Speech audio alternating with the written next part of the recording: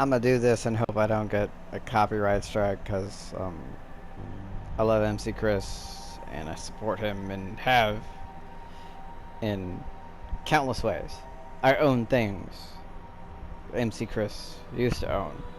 I have signed MC Chris things, and if I had the means, I would have gone to concerts with MC Chris. And there were times where we were supposed to, it didn't happen, but I just, because I'm hanging out with Tremere, I'm just gonna do this and just a quick thing. I'm fucking with it. I will fuck up your shit. Put the mage in every page and you just roll up a hit. I'm a grab paper guy when I'm lounging, I'm lit. Better check your behavior, I'm the savior favorite. I'm a fucking wizard. To make me wiggle my fingers, I will leave you with the lesson when you're crazy to linger. You know, make me wrinkle my nose, twinkle my toes. I'm surrounded by sparkles, but I will fuck up all foes. I'm a... That's it. That's just like, alright, I'm moving on. Love to MC Chris. I hope he's doing better than he was prior. My boy. Never met him in person. But, would love to. But, you know, it is what it is. I think he's pretty cool, and I like his music, and I like nerdcore, and I like all that. Yeah. Anyway, moving on. Short list of people to meet. You were on it. I see. Indeed. Indubitably. Once more, he grows silent. You're unsure whether to continue prying as your driver seems to disappear into his thoughts. Driving to Williamsburg and stop by a fancy-looking building. We're here. There's a restaurant on the top floor. You wanted help? So here's your chance. I need you to get us inside the VIP lobby. Okay, that's a weird request. I mean, I am a corridor, but okay. I just feel like you don't... Alright, whatever, man. Let's just do it. Once we're in, I need about half an hour of focus and some space. It'll be up to you to keep attention away from the room. Can you do it? A little concerned, but I'm confident the game will allow me to do so. He doesn't wait for an answer. It just points to the front door. I got... Well, good talk. Go ahead. I'm right behind you. Are you just gonna, like, get out of the car? You parking it? Or...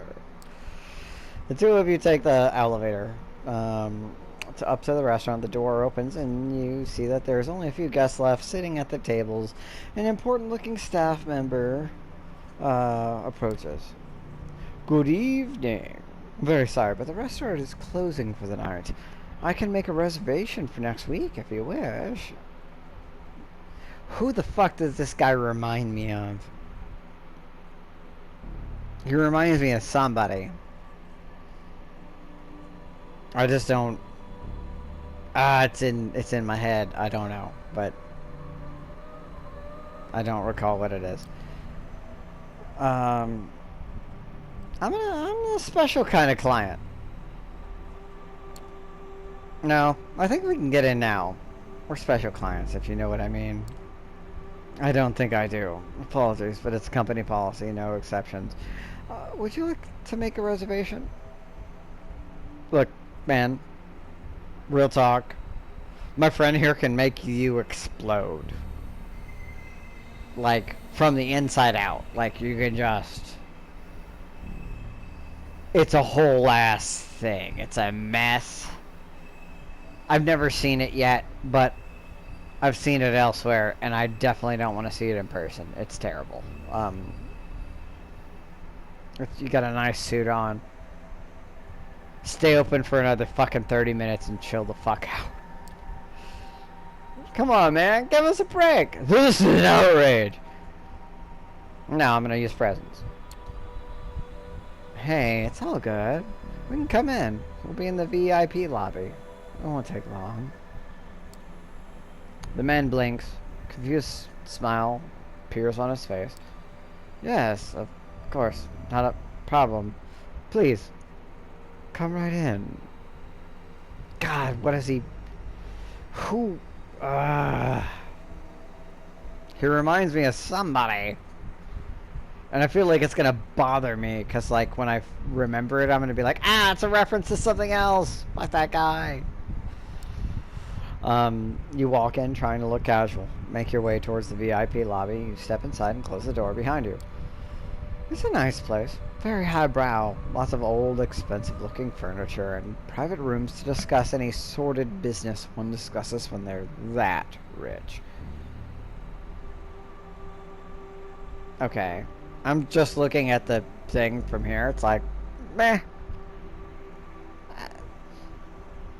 I don't know. I don't know fancy places. I just don't think it looks that fancy. It looks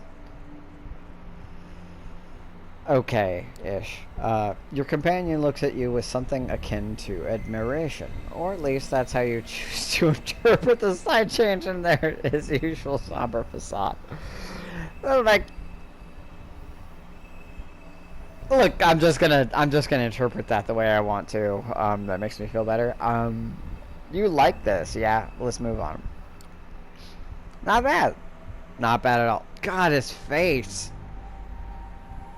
You look like you are trying to set the world on fire with your eyes alone. And it's just very unsettling, sir. I love your everything else. At least your fashion sense. But that face, it's just... Could we not... He inspects the room. It's unusually cold, and Agathon soon discovers why. Looking behind the curtain, a window hangs open. The handle and lock look like as they've been dissolved, as if with acid.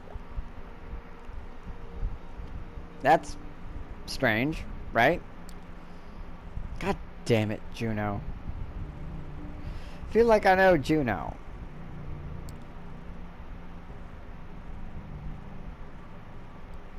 Oh my, she's gone. A flash of fury sparks in his eyes. Yeah, no kidding. I mean...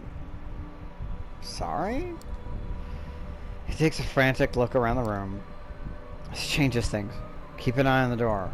I'll need some time. Half an hour at the very least. Nobody disturbs me. Understand? Yeah... He hastily pushes a couch, some potted plants out of the way, moves a bar stool, makes a curved knife, cuts it, whoa, wait, let's go back. Takes out a curved knife, cutting into his own arm. He lets some of his blood drip into the wooden floor. Okay, that's how he rolls. That's what we're doing, or he's doing. It's pretty fucked up the way his flesh uses the deep red, thick VtM. Because VtM is not like blood. It's like a different substance. In life, you'd have found it stomach churning, but right now you feel weirdly turned on by the sight. What follows is more disturbing yet. It's like giggity giggity. Oh, oh, oh, oh. Oh god, no. With one hand, he sheathes the knife and seals the wound. With the other, he smears the blood around him while muttering some weird chant. Sounds vaguely Latin, but you're pretty sure it isn't. That's probably something that's a dead language. It's all more than a little disconcerting, but he seems to know what he's doing. A few moments later, the circle starts glowing faintly as thin wisps of smoke surround Agathon. Fucking wizards. He sits down in the middle, legs crossed, eyes closed. Minutes pass. Just protect the zone. Just don't let his concentration be broken. Let him keep the spell. It's just nothing. None shall pass. You know, just do that.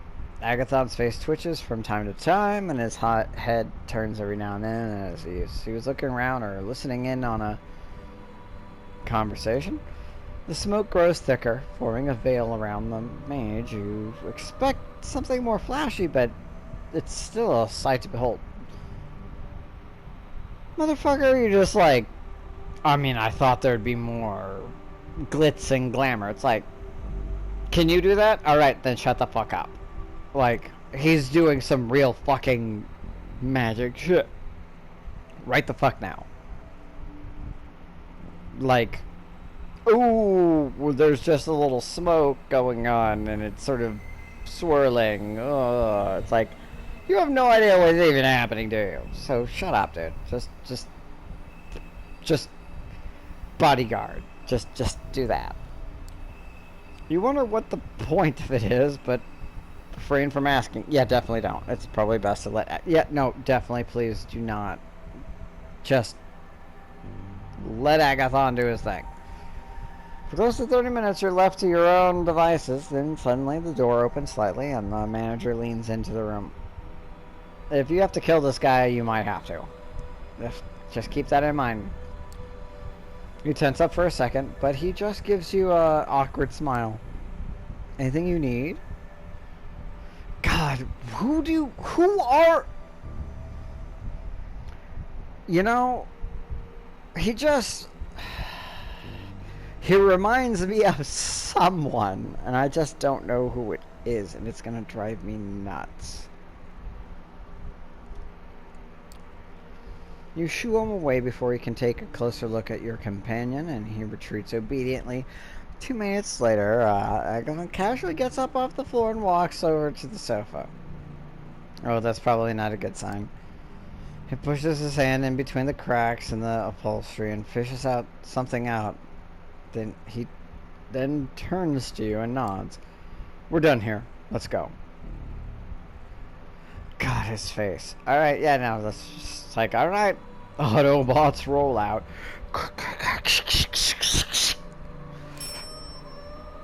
You ding. You make your way to the elevator, and past the manager gives you a slight, somewhat confused smile, but neither him nor any of the staff get in your way. Just like, yeah, no, we're good. Thanks, guys. Leave a tip. Come on. Although the thing is, I don't have any money, and this game doesn't give me any ability to make money or use it, so I guess that sucks. Despite that, the elevator ride down feels tense, and the two of you only relax once inside Agathon's car. He starts the engine and starts the engine and takes a right at the Continental Army Plaza back onto the bridge. You're just about to say something, but he beats you to it. That went better than I expected, all things considered. Still, trying to bore through your head like a drill with his eyes. Might have been a trick of the light, but you're pretty sure you just saw a smile. I wouldn't. Nah, just don't assume that. I'm used to working alone, but what I'm dealing with right now, it might require some more assistance, and you seem capable enough. It's like, I got us in. I was like, hey, hand wave. Flash. I didn't even flash credentials, but it was sort of like you were with the celebrity, because I just sort of was like, nah, we're good. And they're like, oh yeah, of course. No worries, you come right in, sir. Sorry for the discrepancy. It's like, nah. I mean, for me, it's like, you found what you came for? It's like, that's it. Like, I don't, yeah. So I'm guessing you found what you came for? Like, that's, like, I'm trying to make sure you get your job done. Enough to continue the search, at any rate. It's like, seems to deplete a social battery for the night. You drive the rest of the way in silence. Awesome. Trophy earned. Enchanted to meet you. Agathon, wait. I paid attention to that. It doesn't take you long to reach the Warlock's hideout. Hideout is not the right word.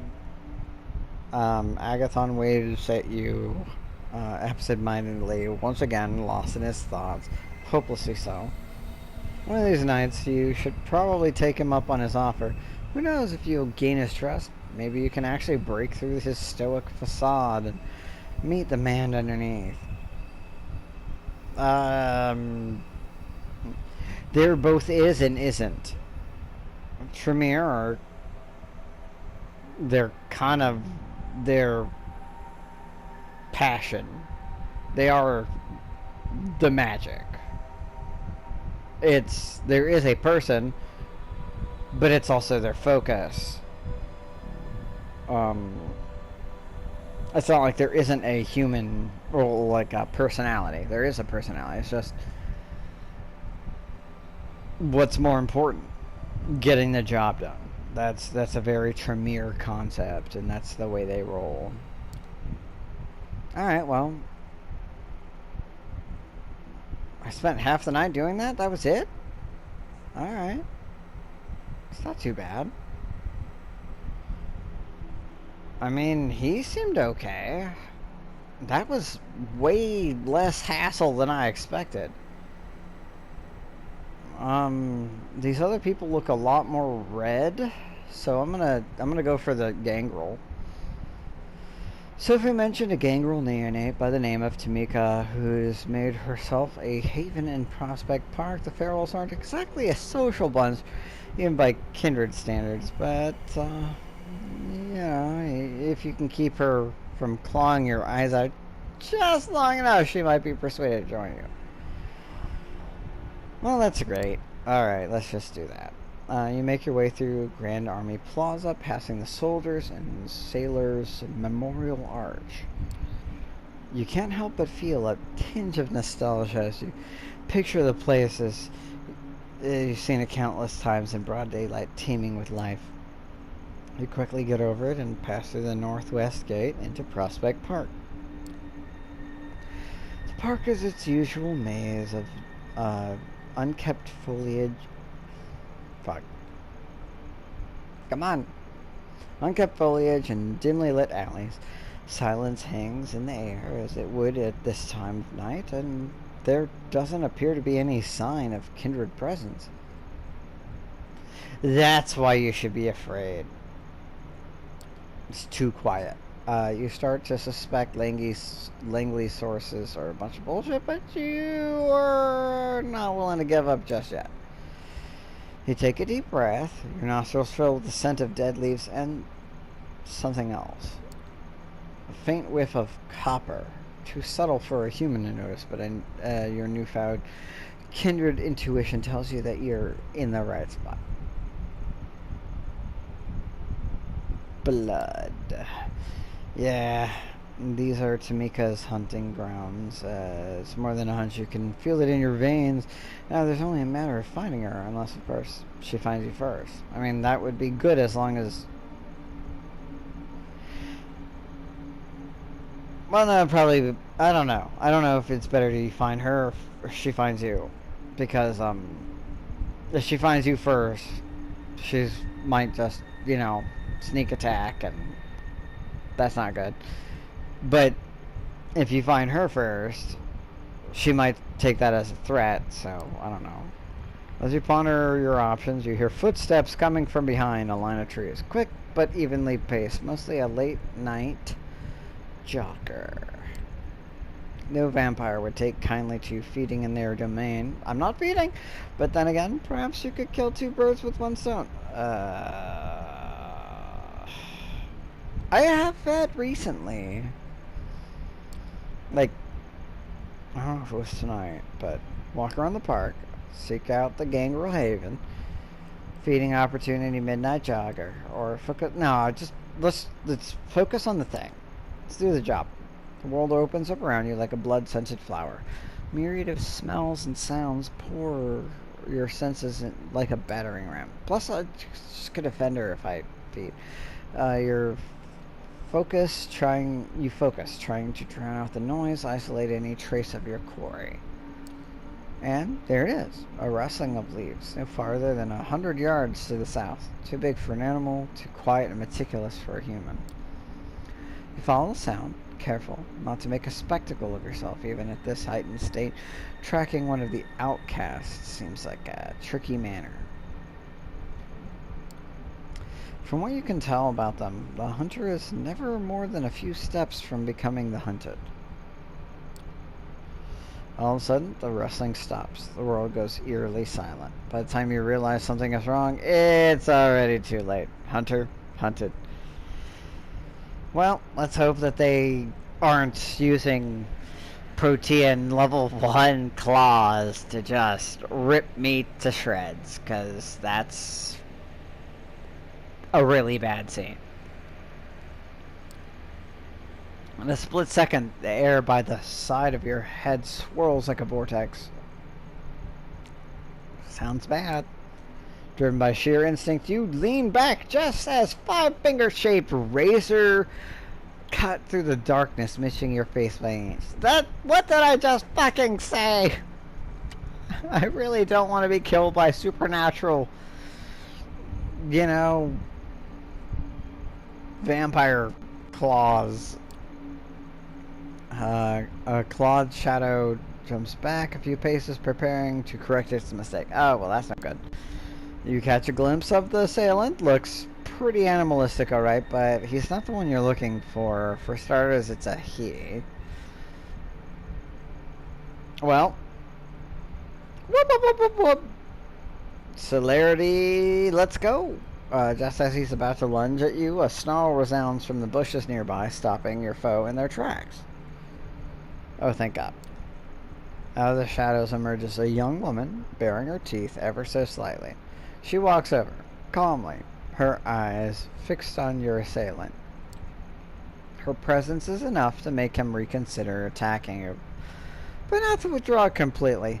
He glances over her, puffing up his chest. Dude, this is already don't, like, you both know how this is gonna turn out. Don't. What, did you suddenly get, did you level up? You got bigger balls? What? Just don't. You know that she's gonna, if this happened, she's gonna kick your fucking ass. You could die. Don't throw your life away. Let's just accept it and stop the whole posturing. Stay out of it, Tam. I smelled them first. Just gangrel. Like your tats.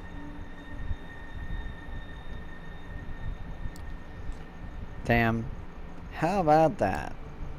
She raises an eyebrow, but remains silent. Her compatriot turns back towards you. Ooh, dude. It's 2v1 right now, and she has every reason to do whatever she's gonna do, and I have no reason to hold back. So you already missed. I didn't have to use a power. Shouldn't have come here, pretty boy. I'm gonna fuck you up so bad you'll be wearing your tongue as a fucking necktie. What is with vampires and the whole tongue thing? Everybody wants to mess with my tongue. Why? I just, whatever. Tamika looks at you expectantly. Easy there. I kind of want to fuck with him. Easy there. I'm not looking for a fight.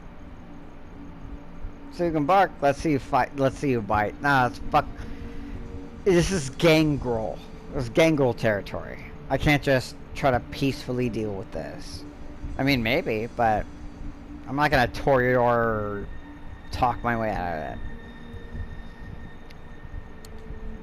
Alright, boy. Let's see if your bite is as bad as your bark. Clearly taken aback, he looks over to me as if gauging her reaction. I'll end your life. I'll end your fucking unlife if I have to. I guess I know who the alpha is. That's so... That's gonna trigger him as fucking... I feel like what are you looking to her for is a better answer, but I still have to... I have to. Because I know who the alpha is around here. A barely visible smile on his lips. The man's eyes narrow, though you can't really see it. You could bet the hair on the back of his neck just stood up. Shut your fucking mouth, pretty boy. Should have run you. You should have run when you had that chance. You know, we actually don't look that different. Except for the difference between you and me is I'm wearing like a winter coat that makes me look like I'm a snowboard salesman, and you look like a guy who sells kombucha, works out way too much, but also supports the fur industry by having whatever it is around your neck, and then thinks themselves like a tribalist, whatever, with your tats and stuff. Like the face tats, not the rest, just the face tats. That's the thing that I'm like on about. And your hair. Honestly, I'd rather be a snowboard salesman. A fierce growl echoes across the alley, stopping the savage in his attack. Tamika walks over to her comrade, her fangs glistening in the dim lamplight. She puts her hand on the side of his head, caressing his hair and tugging his ear as if she was scolding a puppy. Jesus. She leans over and speaks in a voice that is firm, yet oddly affectionate. Oh, you just so totally got nipped, buddy. Go on home, puppers. It's okay, Raoul. I'll handle this from here. Yeah, nope. I see her, and she is much scarier than you. The male gangrel looks at her with a mix of timidity and resentment. Then he turns back towards you. You want to waste time on this asshole, Tam? Be my guest. Oh, so you acknowledge that you aren't as valuable, and so it wouldn't be a waste of time for you. Good for you for accepting your position in the pack or whatever. Having set his base, Raoul retreats into the shadows. Although, if you were to guess, he's likely to stay within earshot. Well, I'm sure he's hanging out. With her companion gone, Tamika turns to you once more. What do you want? Straight to the point. Oh, God, that's what I was going to say. Straight to the point, I like that. Straight to the point. I like that. Straight to the point, huh? I like that. I don't care what you like. Now quit stalling. You have something to say, say it. I wasn't stalling. There wasn't an answer that would have... Okay, whatever, fine. Partners or friends? I don't think friends is a thing for her. Partners. Come with an offer. I'm willing to offer you my services, such as they are. All I would hope for in return is a fruitful, long-lasting relationship. Partner seems better than friends. So you want to help me with something? Because you want to be my friend. Actually, I literally did not say the word friend. I said partner, but... Or, well, I didn't actually, but that's what I was going for. But I guess it doesn't matter. Is that about right? Sounds corny, I know. Yeah, when you put it that way, it does sound corny, doesn't it? That's a very Toreador response, and again, I've sort of, you know, I just gotta be me. She puts on a veneer of skepticism, but you can tell she's intrigued. Corny's not bad, though. I think I'm okay with corny. Wow, that's actually really cool. Gangrels? Very, pragmatic is a good way to put it. What I'm not okay with is putting my ass on the line and getting stabbed in the back for my trouble. Well, that's definitely not on my agenda. So why exactly should I trust anything you say? This isn't like Jezebel. I don't know if like I'm not gonna... I don't expect you to. Like, I'm not gonna promise you anything. I'm not gonna say about your past. I'm gonna say I don't expect you to. Not yet, anyway. Like, let me earn it. Let me